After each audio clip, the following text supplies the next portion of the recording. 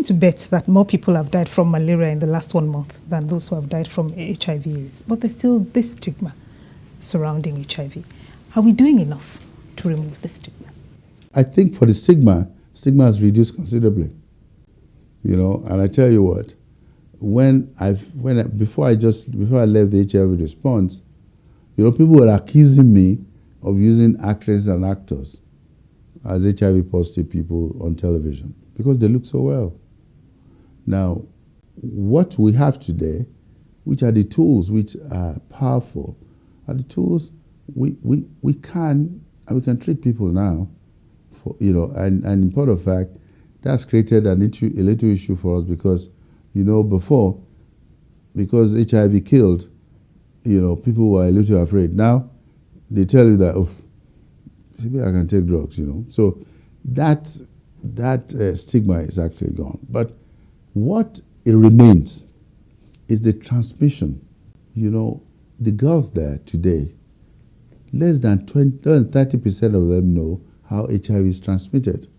So there's still work to be done in actually educating everybody, especially those who are vulnerable, to be able to understand their vulnerabilities. Now, and the young girls in those circumstances, when I looked at the statistics, you know who infects them? Older men, sugar daddies. They're the ones who infect them. So 2 things have to happen. We have to beg these men to leave these girls alone. 1, 2, we also have to remove poverty, because I think it's poverty. These girls are going to school, they don't have what they need in school, there's a bit of competition amongst them, so they want the best, and so they go out on the street. So if you remove poverty and the men become more responsible and they use condoms, we would actually reduce HIV. You are provost of the University of Ibadan College of Medicine. The challenges facing that sector are multifarious: doctors strike, inadequate and antiquated equipment, and so on and so forth. What can we do to improve our health delivery index? Human resources for health is not doctor. I've practiced, I trained and practiced. I don't think I've used 1/10 of the skills that I acquired in my life in practice. And what we have seen and what we have demonstrated is that you can actually deliver care by task shifting, by giving responsibility to community health workers, nurses, midwives, without doctors being sitting there all the time. If you go on strike at the University College Hospital, the number of people who will be affected today is enormous. 70% of care today is out of pocket. Now, it is good when you are treating malaria.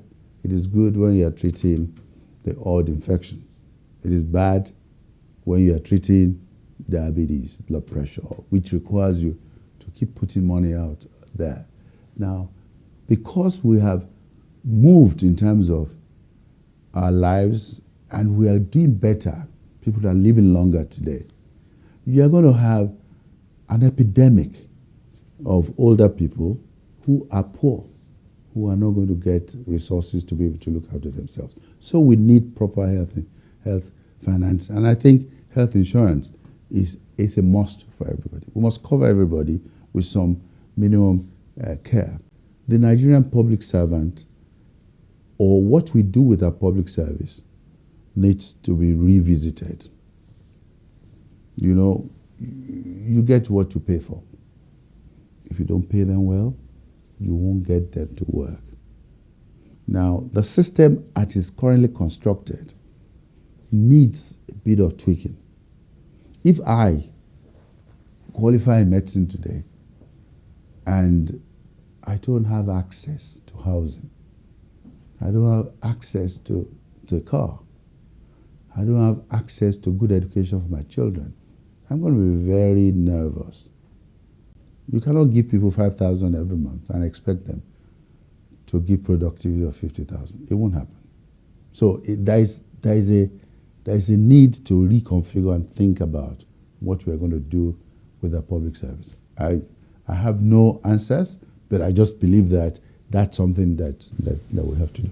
Professor Babatunde Oshotimehin, we thank you for your time. Thank you very much. And we thank you for watching. Please join us next time when View from the Top returns. But between now and then, let's continue the conversation online at channelstv.com. And do tweet me your thoughts on my conversation with Professor Oshotimehin at Modeli SY. Thanks again for watching. See you next time.